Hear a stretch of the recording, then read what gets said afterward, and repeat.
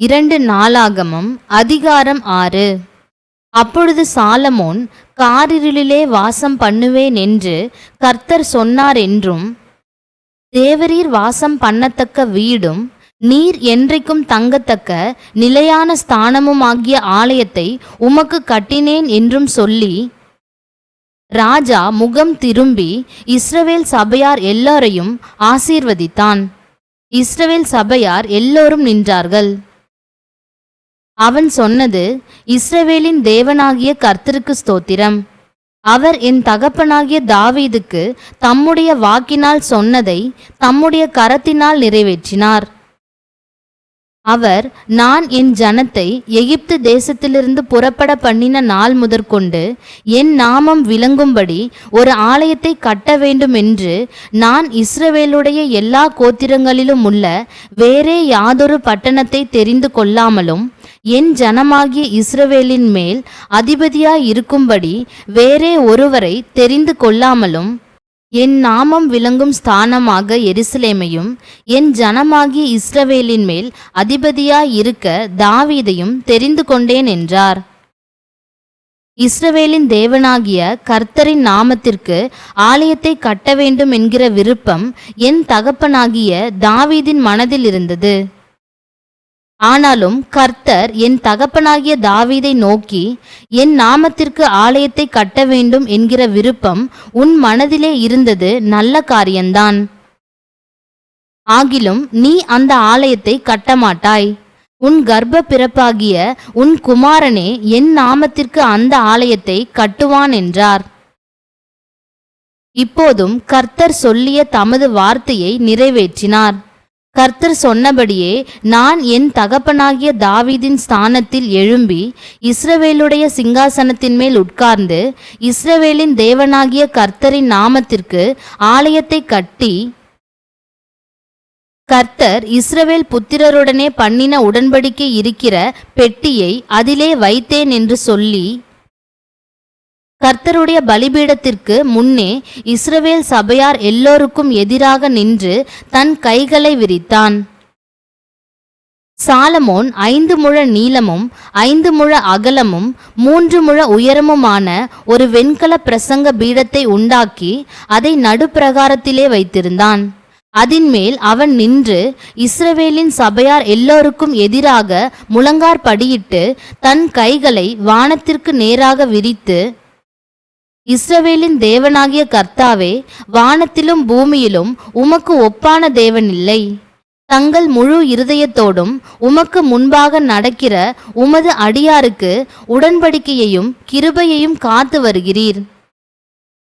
தேவரீர் என் தகப்பனாகிய தாவீது என்னும் உமது அடியானுக்கு செய்த வாக்குத்தத்தத்தை காத்தருளினீர். உம்முடைய வாக்கினால் அதை சொன்னீர். உம்முடைய கரத்தினால் அதை இந்நாளில் இருக்கிறபடி நிறைவேற்றினீர். இஸ்ரவேலின் தேவனாகிய கர்த்தாவே, தேவரீர் என் தகப்பனாகிய தாவீது என்னும் உமது அடியானை நோக்கி, நீ எனக்கு முன்பாக நடந்தது போல உன் குமாரரும் என் நியாயப்பிரமாணத்தில் நடக்கும்படி தங்கள் வழியை காப்பார்களேயானால், இஸ்ரவேலின் சிங்காசனத்தில் வீற்றிருக்கும் புருஷன் எனக்கு முன்பாக உனக்கு இல்லாமற் போவதில்லை என்று சொன்னதை இப்பொழுது அவனுக்கு நிறைவேற்றும்.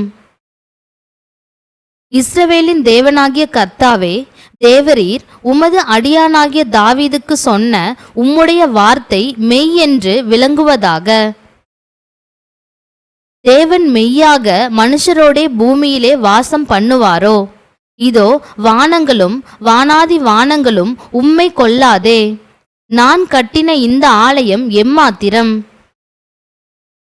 என் தேவனாகிய கர்த்தாவே, உமது அடியேன் உமது சந்நிதியில் செய்கிற விண்ணப்பத்தையும் மன்றாட்டையும் கேட்டு உமது அடியேனுடைய விண்ணப்பத்தையும் வேண்டுதலையும் திருவுளத்தில் கொண்டருளும். உமது அடியேன் இவ்விடத்திலே செய்யும் விண்ணப்பத்தை கேட்க என் நாமம் விளங்குமென்று நீர் சொன்ன ஸ்தலமாகிய இந்த ஆலயத்தின் மேல் உம்முடைய கண்கள் இரவும் பகலும் திறந்திருப்பதாக. உமது அடியேனும் இந்த ஸ்தலத்திலே விண்ணப்பம் செய்ய போகிற உமது ஜனமாகிய இஸ்ரவேலும் பண்ணும் ஜெபங்களை கேட்டருளும். பரலோகமாகிய உம்முடைய வாசஸ்தலத்திலே நீர் அதை கேட்பீராக. கேட்டு மன்னிப்பீராக. ஒருவன் தன் அயலானுக்கு குற்றம் செய்திருக்கையில் இவன் அவனை ஆணையிட சொல்லும்போது அந்த ஆணை இந்த ஆலயத்திலே உம்முடைய பலிபீடத்திற்கு முன்பாக வந்தால், அப்பொழுது பரலோகத்தில் இருக்கிற தேவரீர் கேட்டு துன்மார்க்கனுடைய நடக்கையை அவன் தலையின் மேல் சுமரப்பண்ணி அவனுக்கு நீதியை சரிக்கட்டவும், நீதிமானுக்கு அவனுடைய நீதிக்கு தக்கதாய் செய்து அவனை நீதிமானாக்கவும் தக்கதாய் உமது அடியாரை நியாயம் தீர்ப்பீராக.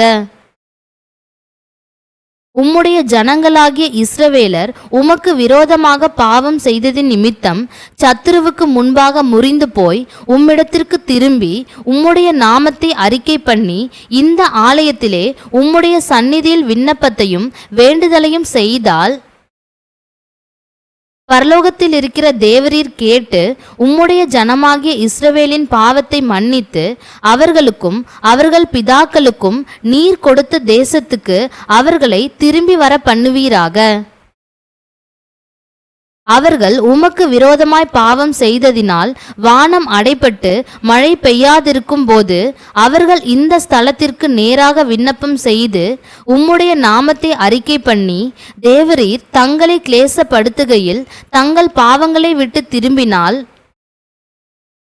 பரலோகத்தில் இருக்கிற தேவரீர் கேட்டு உமது அடியாரும் உமது ஜனமாகிய இஸ்ரவேலும் செய்த பாவத்தை மன்னித்து அவர்கள் நடக்க வேண்டிய நல்வழியை அவர்களுக்கு போதித்து தேவரீர் உமது ஜனத்திற்கு சுதந்திரமாக கொடுத்த உம்முடைய தேசத்தில் மழை பெய்ய கட்டளையிடுவீராக. தேசத்திலே பஞ்சம் உண்டாகிற போதும் கொள்ளை நோய் உண்டாகிற போதும் வறட்சி, சாவி, வெட்டுக்கிளி, பச்சைக்கிளி உண்டாகிற போதும் அவர்களுடைய சத்துருக்கள் அவர்கள் வாசம் செய்கிற தேசத்திலே அவர்களை முற்றுகை போடுகிற போதும் யாதொரு வாதையாகிலும் யாதொரு வியாதியாகிலும் வந்திருக்கிற போதும் எந்த மனுஷனானாலும் இஸ்ரவேலாகிய உம்முடைய ஜனத்தில் எவனானாலும் தன் தன் வாதையையும் வியாகுலத்தையும் உணர்ந்து இந்த ஆலயத்திற்கு நேராக தன் கைகளை விரித்து செய்யும் சகல விண்ணப்பத்தையும் சகல வேண்டுதலையும் உம்முடைய வாசஸ்தலமாகிய பரலோகத்தில் இருக்கிற தேவரீர் கேட்டு மன்னித்து, தேவரீர் எங்கள் பிதாக்களுக்கு கொடுத்த தேசத்தில் அவர்கள் உயிரோடு இருக்கும் நாளெல்லாம் உமக்கு பயப்பட்டு உம்முடைய வழிகளில் நடக்கும்படிக்கு தேவரீர் ஒருவரே மனுபுத்திரரின் இருதயத்தை அறிந்தவரானதால் நீர் அவனவன் இருதயத்தை அறிந்திருக்கிறபடியே அவனவனுடைய எல்லா வழிகளுக்கும் தக்கதாய் செய்து பலனளிப்பீராக.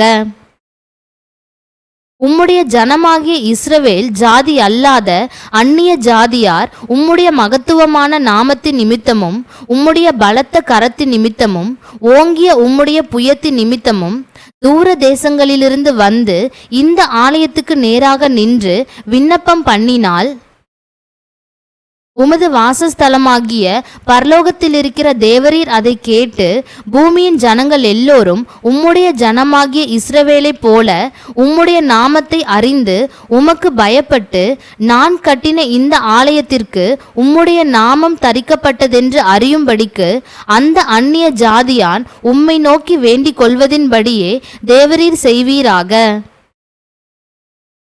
நீர் உம்முடைய ஜனங்களை அனுப்பும் வழியிலே அவர்கள் தங்கள் சத்துருக்களோடு யுத்தம் பண்ண புறப்படும் போது நீர் தெரிந்து கொண்ட இந்த நகரத்துக்கும் உம்முடைய நாமத்திற்கு நான் கட்டின இந்த ஆலயத்திற்கும் நேராக விண்ணப்பம் பண்ணினால், பரலோகத்தில் இருக்கிற தேவரீர் அவர்கள் விண்ணப்பத்தையும் வேண்டுதலையும் கேட்டு அவர்கள் நியாயத்தை விசாரிப்பீராக. பாவம் செய்யாத மனுஷன் இல்லையே, ஆகையால் அவர்கள் உமக்கு விரோதமாய் பாவம் செய்து தேவரீர் அவர்கள் மேல் கோபம் கொண்டு அவர்கள் சத்துருக்கள் கையில் அவர்களை ஒப்பு கொடுக்கிறதினால் அவர்களை சிறைப்பிடிக்கிறவர்கள் அவர்களை தூரத்திலாகிலும் சமீபத்திலாகிலும் இருக்கிற தங்கள் தேசத்திற்கு கொண்டு போய் இருக்கையில், அவர்கள் சிறைப்பட்டு போன தேசத்திலே தங்களில் உணர்வடைந்து மனம் திரும்பி நாங்கள் பாவம் செய்து அக்கிரமம் பண்ணி துன்மார்க்கமாய் நடந்தோம் என்று தங்கள் சிறையிருப்பான தேசத்திலே உம்மை நோக்கி கெஞ்சி தாங்கள் சிறைகளாக கொண்டு போகப்பட்ட தங்கள் சிறையிருப்பான தேசத்திலே தங்கள் முழு இருதயத்தோடும் தங்கள் முழு ஆத்துமாவோடும் உம்மிடத்தில் திரும்பி தேவரீர் தங்கள் பிதாக்களுக்கு கொடுத்த தங்கள் தேசத்திற்கும் தேவரீர் தெரிந்து கொண்ட இந்த நகரத்திற்கும் உம்முடைய நாமத்திற்கு நான் கட்டின இந்த ஆலயத்திற்கும் நேராக உம்மை நோக்கி விண்ணப்பம் பண்ணினால் உம்முடைய வாசஸ்தலமாகிய பரலோகத்தில் இருக்கிற தேவரீர் அவர்கள் விண்ணப்பத்தையும் ஜெபங்களையும் கேட்டு அவர்கள் நியாயத்தை விசாரித்து உமக்கு விரோதமாய் பாவம் செய்த உம்முடைய ஜனத்திற்கு மன்னித்தருளும். இப்போதும் என் தேவனே, இந்த ஸ்தலத்திலே செய்யப்படும் விண்ணப்பத்திற்கு உம்முடைய கண்கள் திறந்தவைகளும் உம்முடைய செவிகள் கவனிக்கிறவைகளுமாயிருப்பதாக. தேவனாகிய கர்த்தாவே, உம்முடைய தாபர ஸ்தலத்திற்கு தேவரீர் உமது வல்லமை விளங்கும் பெட்டியுடன் எழுந்தருளும்.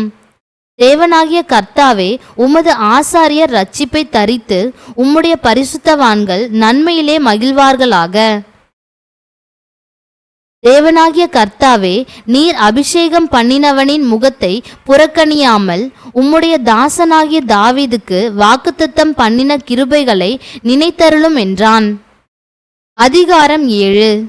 சாலமோன் ஜெபம் பண்ணி முடிக்கிற போது அக்கினி வானத்திலிருந்து இறங்கி சர்வாங்க தகன பலியையும் மற்ற பலிகளையும் பட்சித்தது. கர்த்தருடைய மகிமையும் ஆலயத்தை நிரப்பிற்று. கர்த்தருடைய மகிமை கர்த்தருடைய ஆலயத்தை நிரப்பினதினால் ஆசாரியர்கள் கர்த்தருடைய ஆலயத்துக்குள் பிரவேசிக்க கூடாதிருந்தது. அக்கினி இறங்குகிறதையும் கர்த்தருடைய மகிமை ஆலயத்தின் மேல் தங்கி இருக்கிறதையும் இஸ்ரவேல் புத்திரர் எல்லோரும் கண்டபோது தலவரிசை மட்டும் தரையிலே முகங்குப்புற குனிந்து பணிந்து, கர்த்தர் நல்லவர், அவருடைய கிருபை என்றுமுள்ளது என்று சொல்லி அவரை துதித்தார்கள். அப்பொழுது ராஜாவும் சகல ஜனங்களும் கர்த்தருடைய சந்நிதியில் பலிகளை செலுத்தினார்கள். ராஜாவாகிய சாலமோன் 20,000 மாடுகளையும் 1,20,000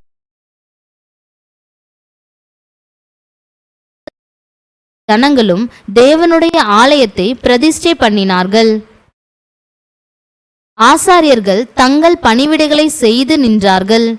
தாவீது ராஜா லேவியரை கொண்டு கர்த்தருடைய கிருபை என்றுமுள்ளது என்று அவரை துதித்து பாடும்படியாக செய்வித்த கர்த்தரின் கீத வாத்தியங்களை அவர்களும் வாசித்து சேவித்து நின்றார்கள். ஆசாரியர்கள் அவர்களுக்கு எதிராக நின்று பூரிகைகளை ஊதினார்கள். இஸ்ரவேலர் எல்லோரும் நின்று கொண்டிருந்தார்கள். சாலமோன் உண்டாக்கின வெண்கல பலிபீடம் சர்வாங்க தகன பலிகளையும் போஜன பலிகளையும் நினத்தையும் கொல்ல மாட்டாதிருந்தபடியினால் கர்த்தருடைய ஆலயத்துக்கு முன்னிருக்கிற பிரகாரத்தின் நடு மையத்தை சாலமோன் பரிசுத்தப்படுத்தி அங்கே சர்வாங்க தகன பலிகளையும் சமாதான பலிகளின் நினத்தையும் செலுத்தினான். அக்காலத்தில் தானே சாலமோனும் ஆமாத்தின் எல்லையிலிருந்து எகிப்தின் நதி மட்டும் வந்து அவனோடே கூட இருந்த மகா பெரிய கூட்டமாகிய இஸ்ரவேல் அனைத்தும் 7 நாளளவும் பண்டிகையை ஆசரித்து 8ஆம் நாளை விசேஷித்த ஆசரிப்பு நாளாய் கொண்டாடினார்கள். 7 நாள் பலிபீடத்து பிரதிஷ்டையையும் 7 நாள் பண்டிகையையும் ஆசரித்தார்கள். 7ஆம் மாதத்தின் 23ஆம் தேதியிலே தங்கள் கூடாரங்களுக்கு போக ஜனங்களுக்கு விடை கொடுத்தான். கர்த்தர் தாவீதுக்கும் சாலமோனுக்கும் தமது ஜனமாகிய இஸ்ரவேலுக்கும் செய்த நன்மைக்காக சந்தோஷமும் மனமகிழ்ச்சியுமாய் போனார்கள். இவ்விதமாய் சாலமோன் கர்த்தருடைய ஆலயத்தையும் ராஜ அரமனையையும் கட்டி தீர்த்தான். கர்த்தருடைய ஆலயத்திலும் தன் அரமனையிலும் சாலமோன் செய்ய மனதாயிருந்ததெல்லாம் அனுகூலமாயிற்று. கர்த்தர் இரவிலே சாலமோனுக்கு தரிசனமாகி, நான் உன் விண்ணப்பத்தை கேட்டு இந்த ஸ்தலத்தை எனக்கு பலியிடும் ஆலயமாக தெரிந்து கொண்டேன். நான் மழையில்லாதபடிக்கு வானத்தை அடைத்து அல்லது தேசத்தை அழிக்க வெட்டுக்கிளிகளுக்கு கட்டளையிட்டு அல்லது என் ஜனத்திற்குள் கொள்ளை நோயை அனுப்பும்போது என் நாமம் தரிக்கப்பட்ட என் ஜனங்கள் தங்களை தாழ்த்தி ஜெபம் பண்ணி என் முகத்தை தேடி தங்கள் பொல்லாத வழிகளை விட்டு திரும்பினால், அப்பொழுது பரலோகத்தில் இருக்கிற நான் கேட்டு அவர்கள் பாவத்தை மன்னித்து அவர்கள் தேசத்துக்கு சேமத்தை கொடுப்பேன். இந்த ஸ்தலத்திலே செய்யப்படும் ஜெபத்திற்கு என் கண்கள் திறந்தவைகளும் என் செவிகள் கவனிக்கிறவைகளுமாயிருக்கும். என் நாமம் இந்த ஆலயத்தில் என்றென்றைக்கும் இருக்கும்படி நான் இதை தெரிந்து கொண்டு பரிசுத்தப்படுத்தினேன். என் கண்களும் என் இருதயமும் எந்நாளும் இங்கே இருக்கும். உன் தகப்பனாகிய தாவீது நடந்தது போல நீ எனக்கு முன்பாக நடந்து நான் உனக்கு கற்பித்தபடியெல்லாம் செய்து என் கட்டளைகளையும் என் நியாயங்களையும் கைக்கொள்வாயானால், அப்பொழுது இஸ்ரவேலை அரசாளும் புருஷன் உனக்கு இல்லாமற் போவதில்லை என்று நான் உன் தகப்பனாகிய தாவீதோடே உடன்படிக்கை பண்ணினபடியே உன் ராஜ்ய பாரத்தின் சிங்காசனத்தை நிலைக்க பண்ணுவேன். நீங்கள் வழி விலகி நான் உங்களுக்கு முன்வைத்த என் கட்டளைகளையும் என் கற்பனைகளையும் விட்டு போய் வேறே தேவர்களை சேவித்து அவர்களை பணிந்து கொள்வீர்களேயாகில், நான் அவர்களுக்கு கொடுத்த என் தேசத்தில் இருந்து அவர்களை பிடுங்கி என் நாமத்திற்கென்று நான் பரிசுத்தப்படுத்தின இந்த ஆலயத்தை என் சமூகத்தினின்று தள்ளி அதை எல்லா ஜனசதலங்களுக்குள்ளும் பழமொழியாகவும் வசை சொல்லாகவும் வைப்பேன். அப்பொழுது உன்னதமாயிருக்கிற இந்த ஆலயத்தை கடந்து போகிறவன் எவனும் பிரமித்து, கர்த்தர் இந்த தேசத்திற்கும் இந்த ஆலயத்திற்கும் இப்படி செய்தது என்ன என்று கேட்பான். அதற்கு அவர்கள் தங்கள் பிதாக்களை எகிப்து தேசத்திலிருந்து புறப்பட பண்ணின தங்கள் தேவனாகிய கர்த்தரை விட்டு வேறே தேவர்களை பற்றி கொண்டு அவைகளை நமஸ்கரித்து சேவித்தபடியினால் கர்த்தர் இந்த தீங்கையெல்லாம் அவர்கள் மேல் வரப்பண்ணினார் என்று சொல்லுவார்கள் என்றார். அதிகாரம் 8. சாலமோன் கர்த்தருடைய ஆலயத்தையும் தன் அரமனையையும் கட்ட 20 வருஷ காலம் சென்ற பின்பு ஈராம் தனக்கு கொடுத்திருந்த பட்டணங்களை சாலமோன் கட்டி அவைகளில் இஸ்ரவேல் புத்திரரை குடியேற்றினான். பின்பு சாலமோன் ஆமாத் சோபாவுக்கு போய் அதை ஜெயித்தான். அவன் வனாந்தரத்திலுள்ள தத்மோரையும் ஆமாத் தேசத்திலே ரஸ்துக்களின் பட்டணங்கள் அனைத்தையும் கட்டினான். சாலமோன் மேல் பெத்தரோனையும் கீழ் பெத்தரோனையும் அலங்கங்களும் கதவுகளும் தாழ்பால்களும் உள்ள அரணான பட்டணங்களாக கட்டி பாலாத்தையும் தனக்கு இருக்கிற ரஸ்துக்களை வைக்கும் சகல பட்டணங்களையும் ரதங்கள் இருக்கும் சகல பட்டணங்களையும் குதிரை வீரர் இருக்கும் பட்டணங்களையும் எருசலேமிலும் லீபனோனிலும் தான் ஆளும் தேசமெங்கும் தனக்கு இஷ்டமானதை எல்லாம் கட்டினான். இஸ்ரவேல் புத்திரர் சங்காரம் பண்ணாதிருந்த இஸ்ரவேல் ஜாதி அல்லாத ஏத்தியர், எமோரியர், பெரிசியர், ஏவியர், எபூசியரில் மீதியான சகல ஜனத்திலும் அவர்களுக்கு பிறகு தேசத்திலிருந்த அவர்கள் பிள்ளைகளை சாலமோன் இந்நாள் வரைக்கும் இருக்கிறபடி பகுதி கட்ட செய்தான்.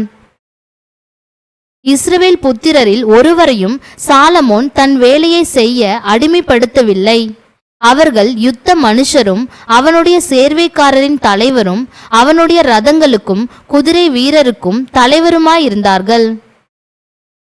ராஜாவாகிய சாலமோனுடைய ஊழியக்காரரின் தலைவராகிய இவர்களில் 250 பேர் ஜனத்தை ஆண்டார்கள். சாலமோன் கர்த்தருடைய பெட்டி வந்த ஸ்தலங்கள் பரிசுத்தமாயிருக்கிறது. ஆதலால் இஸ்ரவேலின் ராஜாவாகிய தாவீதின் அரமனையிலே என் மனைவி வாசம் பண்ணலாகாது என்று சொல்லி பார்வோனின் குமாரத்தியை தாவீதின் நகரத்திலிருந்து தான் அவளுக்கு கட்டின மாளிகைக்கு குடிவர பண்ணினான்.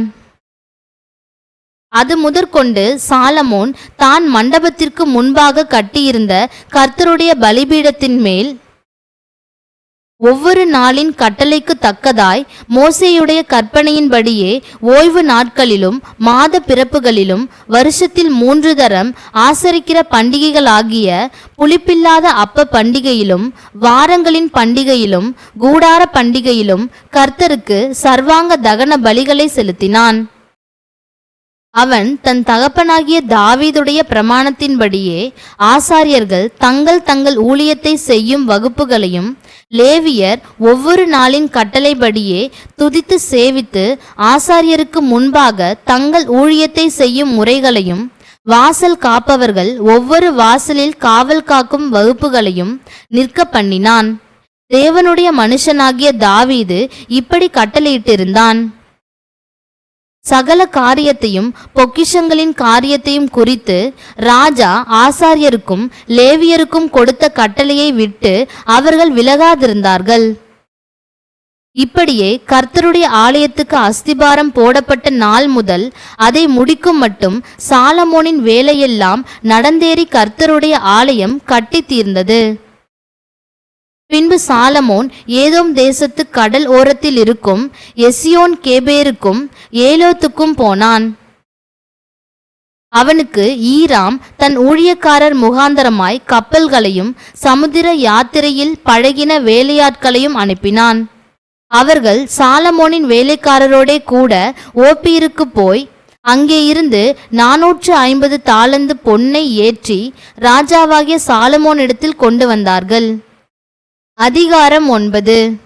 சேபாவின் ராஜஸ்திரீ சாலமோனின் கீர்த்தியை கேள்விப்பட்ட போது விடுகதைகளினாலே சாலமோனை சோதிக்கிறதற்காக மிகுந்த பரிவாரத்தோடும் கந்த வர்க்கங்களையும் மிகுதியான பொன்னையும் இரத்தினங்களையும் சுமக்கிற ஒட்டகங்களோடும் எருசலேமுக்கு வந்தாள். அவள் சாலமோனிடத்தில் வந்தபோது தன் மனதிலிருந்த எல்லாவற்றையும் குறித்து அவனிடத்தில் சம்பாஷித்தாள். அப்பொழுது சாலமோன் அவள் கேட்டவைகளை எல்லாம் விடுவித்தான். அவளுக்கு விடுவிக்காதபடிக்கு ஒன்றாகிலும் சாலமோனுக்கு மறைபொருளாய் இருக்கவில்லை. சேபாவின் ராஜஸ்திரீ சாலமோனுடைய ஞானத்தையும் அவன் அரமனையையும் அவன் பந்தியின் போஜன பதார்த்தங்களையும் அவன் ஊழியக்காரரின் வீடுகளையும் அவன் உத்தியோகஸ்தரின் வரிசையையும் அவர்கள் வஸ்திரங்களையும் அவனுடைய பான பாத்திரக்காரரையும் அவர்கள் வஸ்திரங்களையும் கர்த்தருடைய ஆலயத்துக்குள் பிரவேசிக்கும் நடை மண்டபத்தையும் கண்டபோது அவள் ஆச்சரியத்தால் பிரம்மை கொண்டு ராஜாவை நோக்கி, உம்முடைய வர்த்தமானங்களையும் உம்முடைய ஞானத்தையும் குறித்து நான் என் தேசத்திலே கேட்ட செய்தி மெய்யாயிற்று. நான் வந்து அதை என் கண்களால் காணும் மட்டும் அவர்கள் வார்த்தைகளை நம்பவில்லை. உம்முடைய பெரிய ஞானத்தில் பாதியாகிலும் அவர்கள் எனக்கு அறிவிக்கவில்லை. நான் கேள்விப்பட்ட பிரஸ்தாபத்தை பார்க்கிலும் அதிகம் உண்டாயிருக்கிறது. உம்முடைய ஜனங்கள் பாக்கியவான்கள். எப்போதும் உமக்கு முன்பாக நின்று உம்முடைய ஞானத்தை கேட்கிற உம்முடைய ஊழியக்காரரும் பாக்கியவான்கள். உம்முடைய தேவனாகிய கர்த்தருக்கு முன்பாக நீர் ராஜாவாய் இருக்கும்படிக்கு உம்மை தம்முடைய சிங்காசனத்தின் மேல் வீற்றிருக்க பண்ண உம்மேல் பிரியங்கொண்ட உம்முடைய தேவனாகிய கர்த்தர் ஸ்தோத்திரிக்கப்படுவாராக. உம்முடைய தேவன் இஸ்ரவேலை என்றென்றைக்கும் நிலைநிறுத்தும்படிக்கு சிநேகிக்கிறதினாலே அவர் நியாயமும் நீதியும் செய்கிறதற்கு உம்மை அவர்கள் மேல் ராஜாவாக வைத்தார் என்றாள். அவள் ராஜாவுக்கு 120 தாலந்து பொன்னையும் மிகுதியான கந்த வர்க்கங்களையும் இரத்தினங்களையும் கொடுத்தாள். சேபாவின் ராஜஸ்திரீ ராஜாவாகிய சாலமோனுக்கு கொடுத்த அப்படிப்பட்ட கந்த வர்க்கங்களைப் போல ஒரு காலம் வரவில்லை. ஓப்பீரிலிருந்து பொன்னை கொண்டு வருகிற ஈராமின் வேலைக்காரரும் சாலமோனின் வேலைக்காரரும் வாசனை மரங்களையும் இரத்தினங்களையும் கொண்டு வந்தார்கள். அந்த வாசனை மரங்களால் ராஜா கர்த்தருடைய ஆலயத்துக்கும் ராஜ அரமனைக்கும் ஊன்று கால்களையும் சங்கீதக்காரருக்கு சுரமண்டலங்களையும் தம்புருகளையும் உண்டாக்கினான். அப்படிப்பட்டவைகள் அதற்கு முன்னே யூதேயா தேசத்தில் ஒரு காலம் காணப்படவில்லை. சேபாவின் ராஜஸ்திரீ ராஜாவுக்கு கொண்டு வந்தவைகளை பார்க்கிலும் அதிகமாய் அவள் ஆசைப்பட்டு கேட்ட எல்லாவற்றையும் ராஜாவாகிய சாலமோன் அவளுக்கு கொடுத்தான். பின்பு அவள் தன் பரிவாரத்தோடும் கூட தன் தேசத்திற்கு திரும்பி போனாள். வியாபாரிகளும் வர்த்தகரும் கொண்டு வரும் பொன்னை தவிர சாலமோனுக்கு ஒவ்வொரு வருஷத்திலும் வந்த பொன் 666 தாலந்து நிறையாயிருந்தது. அரபி தேசத்து சகல ராஜாக்களும் மாகாணங்களின் அதிபதிகளும் சாலமோனுக்கு பொன்னையும் வெள்ளியையும் கொண்டு வருவார்கள். ராஜாவாகிய சாலமோன் 200 பரிசைகளை அடித்த பொன் தகட்டால் செய்வித்தான். ஒவ்வொரு பரிசைக்கு 600 சேக்கல் நிறை பொன் தகட்டை செலவழித்தான். அடித்த பொன் தகட்டால் 300 கேடகங்களையும் உண்டாக்கினான். ஒவ்வொரு கேடகத்திற்கு 300 சேக்கல் நிறை பொன்னை செலவழித்தான். அவைகளை ராஜா லீபனோன் வனம் என்னும் மாளிகையிலே வைத்தான். ராஜா தந்தத்தினால் ஒரு பெரிய சிங்காசனத்தையும் செய்வித்து அதை பசும்பொன் தகட்டால் மூடினான். அந்த சிங்காசனத்து பொன்னினால் செய்யப்பட்ட 6 படிகளும் 1 பாதப்படியும் உட்காரும் இடத்திற்கு இருபுறத்திலும் கை சாய்மானங்களும் இருந்தன. 2 சிங்கங்கள் கை சாய்மானங்கள் அருகே நின்றது. அந்த 6 படிகளின் மேலும் 2 பக்கத்திலும் 12 சிங்கங்கள் நின்றன. எந்த ராஜ்யத்திலும் இப்படி பண்ணப்படவில்லை. ராஜாவாகிய சாலமோனுக்கு இருந்த பான பாத்திரங்கள் எல்லாம் பொன்னும், லீபனோன் வனம் என்னும் மாளிகையின் பனிமுட்டுகள் எல்லாம் பசும்பொன்னுமாயிருந்தது. ஒன்றும் வெள்ளியினால் செய்யப்படவில்லை. சாலமோனின் நாட்களில் வெள்ளி ஒரு பொருளாய் எண்ணப்படவில்லை. ராஜாவின் கப்பல்கள் ஈராமின் வேலைக்காரருடன் தர்ஷீஷுக்கு போய் வரும். தர்ஷீஷின் கப்பல்கள் 3 வருஷத்துக்கு ஒரு தரம் பொன்னையும் வெள்ளியையும் யானை தந்தங்களையும் குரங்குகளையும் மயில்களையும் கொண்டு வரும். பூமியின் சகல ராஜாக்களை பார்க்கிலும் ராஜாவாகிய சாலமோன் ஐஸ்வர்யத்திலும் ஞானத்திலும் சிறந்தவனாயிருந்தான். சாலமோனின் இருதயத்திலே தேவன் அருளிய ஞானத்தை கேட்பதற்கு பூமியின் ராஜாக்கள் எல்லோரும் அவன் முக தரிசனத்தை தேடினார்கள். வருஷா வருஷம் அவரவர் தங்கள் காணிக்கையாக வெள்ளி பாத்திரங்களையும் பொற்பாத்திரங்களையும் வஸ்திரங்களையும் ஆயுதங்களையும் கந்த வர்க்கங்களையும் குதிரைகளையும் கோவேறு கழுதைகளையும் கொண்டு வருவார்கள். சாலமோனுக்கு 4000 குதிரை லாயங்களும் ரதங்களும் இருந்தன. 12000 குதிரை வீரரும் இருந்தார்கள். அவைகளை ரதங்கள் வைக்கும் பட்டணங்களிலும் அவர்களை எருசலேமில் தன்னிடத்திலும் ராஜா வைத்திருந்தான். நதி துவக்கி பெலிஸ்தரின் தேசம் மட்டுக்கும் எகிப்தின் எல்லை வரைக்கும் இருக்கிற சகல ராஜாக்களையும் அவன் ஆண்டான்.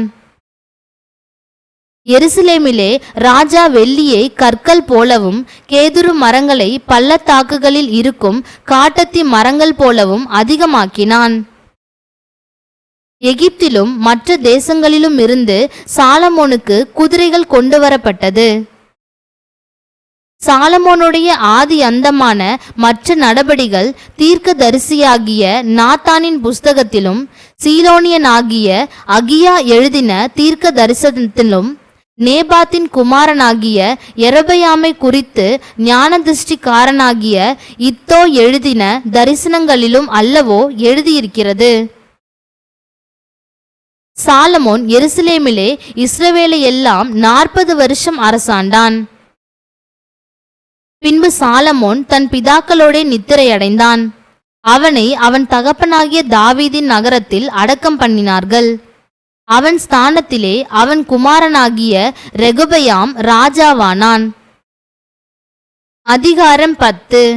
ரெகொபெயாமை ராஜாவாக்கும்படி இஸ்ரவேலர் எல்லோரும் சீகேமுக்கு வந்திருந்தபடியால் அவனும் சீகேமுக்கு போனான். ராஜாவாகிய சாலமோனை விட்டு ஓடிப்போய் எகிப்திலிருந்த நேபாத்தின் குமாரனாகிய யெரொபெயாம் அதை கேட்டபோது அவன் எகிப்திலிருந்து திரும்பி வந்தான். ஆள் அனுப்பி அவனை அழைப்பித்தார்கள். பின்பு யெரொபெயாமும் இஸ்ரவேல் அனைத்துமாய் வந்து ரெகொபெயாமை நோக்கி, உம்முடைய தகப்பன் பாரமான நுகத்தை எங்கள் மேல் வைத்தார். இப்போதும் நீர் உம்முடைய தகப்பன் சுமத்தின கடினமான வேலையையும் அவர் எங்கள் மேல் வைத்த பாரமான நுகத்தையும் லகுவாக்கும். அப்பொழுது உம்மை சேவிப்போம் என்றார்கள். அதற்கு அவன், நீங்கள் 3 நாளைக்கு பிற்பாடு திரும்ப என்னிடத்தில் வாருங்கள் என்றான். அப்படியே ஜனங்கள் போயிருந்தார்கள். அப்பொழுது ராஜாவாகிய ரெகொபெயாம் தன் தகப்பனாகிய சாலமோன் உயிரோடு இருக்கையில் அவன் சமூகத்தில் நின்ற முதியோரோடே ஆலோசனை பண்ணி, இந்த ஜனங்களுக்கு மறு உத்தரவு கொடுக்க நீங்கள் என்ன ஆலோசனை சொல்லுகிறீர்கள் என்று கேட்டான். அதற்கு அவர்கள், நீர் இந்த ஜனங்களுக்கு தயவையும் பட்சத்தையும் காண்பித்து அவர்களுக்கு நல்வார்த்தைகளை சொல்வீரானால் என்றைக்கும் அவர்கள் உமக்கு ஊழியக்காரராய் இருப்பார்கள் என்றார்கள். முதியோர் சொன்ன ஆலோசனையை அவன் தள்ளிவிட்டு தன்னோடே வளர்ந்தவர்களும் தன் சமூகத்தில் நிற்கிறவர்களும் ஆகிய வாலிபரோடே ஆலோசனை பண்ணி அவர்களை நோக்கி, உம்முடைய தகப்பன் எங்கள் மேல் வைத்த நுகத்தை லகுவாக்கும் என்று என்னிடத்தில் சொன்ன இந்த ஜனங்களுக்கு மறு உத்தரவு கொடுக்க நீங்கள் என்ன ஆலோசனை சொல்லுகிறீர்கள் என்று கேட்டான். அவனோடே வளர்ந்த வாலிபர் அவனை நோக்கி, உம்முடைய தகப்பன் எங்கள் நுகத்தை பாரமாக்கினார், நீர் அதை எங்களுக்கு லகுவாக்கும் என்று உம்மிடத்தில் சொன்ன இந்த ஜனத்திற்கு நீர் சொல்ல வேண்டியது என்னவென்றால், என் சுண்டு விரல் என் தகப்பனுடைய இடுப்பை பார்க்கிலும் பருமனாயிருக்கும். இப்போதும் என் தகப்பன் பாரமான நுகத்தை உங்கள் மேல் வைத்தார், நான் உங்கள் நுகத்தை அதிக பாரமாக்குவேன். என் தகப்பன் உங்களை சவுக்குகளினாலே தண்டித்தார், நான் உங்களை தேள்களினாலே தண்டிப்பேன் என்று சொல்லும் என்றார்கள். 3ஆம் நாள் என்னிடத்தில் வாருங்கள் என்று ராஜா சொல்லியிருந்தபடியே யெரொபெயாமும் சகல ஜனங்களும் 3ஆம் நாளிலே ரெகொபெயாமிடத்தில் வந்தார்கள். ராஜாவாகிய ரெகொபெயாம் முதியோர் ஆலோசனையை தள்ளிவிட்டு அவர்களுக்கு கடினமான உத்தரவு கொடுத்தான். வாலிபருடைய ஆலோசனையின்படியே அவர்களோடே பேசி, என் தகப்பன் உங்கள் நுகத்தை பாரமாக்கினார், நான் அதை அதிக பாரமாக்குவேன். என் தகப்பன் உங்களை சவுக்குகளினாலே தண்டித்தார், நான் உங்களை தேள்களினாலே தண்டிப்பேன் என்று சொன்னான். ராஜா ஜனங்களுக்கு செவி கொடாமற் போனான். கர்த்தர் சீலோனியனான அகியாவை கொண்டு நேபாத்தின் குமாரனாகிய யெரொபெயாமுக்கு சொன்ன தமது வார்த்தையை உறுதிப்படுத்தும்படி தேவனாலே இப்படி நடந்தது. ராஜா தங்களுக்கு செவி கொடாததை இஸ்ரவேலர் எல்லோரும் கண்டபோது ஜனங்கள் ராஜாவுக்கு மறு உத்தரமாக, தாவீதோடே எங்களுக்கு பங்கேது, ஈசாயின் குமாரனிடத்தில் எங்களுக்கு சுதந்திரம் இல்லை. இஸ்ரவேலே, உன் கூடாரங்களுக்கு போய்விடு. இப்போது தாவீதே, உன் சொந்த வீட்டை பார்த்துக்கொள் என்று சொல்லி இஸ்ரவேலர் எல்லோரும் தங்கள் கூடாரங்களுக்கு போய்விட்டார்கள். ஆனாலும் யூதாவின் பட்டணங்களிலே குடியிருந்த இஸ்ரவேல் புத்திரர் மேல் ரெகொபெயாம் ராஜாவாயிருந்தான். பின்பு ராஜாவாகிய ரெகொபெயாம் பகுதி விசாரிப்புக்காரனாகிய அதோராமை அனுப்பினான். இஸ்ரவேல் புத்திரர் அவனை கல்லெறிந்து கொன்றார்கள். அப்பொழுது ராஜாவாகிய ரெகொபெயாம் தீவிரமாய் ரதத்தின் மேல் ஏறி எருசலேமுக்கு ஓடிப்போனான். அப்படியே இந்நாள் வரைக்கும் இருக்கிறபடி இஸ்ரவேலர் தாவீதின் வம்சத்தை விட்டு கலகம் பண்ணி பிரிந்து போயிருக்கிறார்கள்.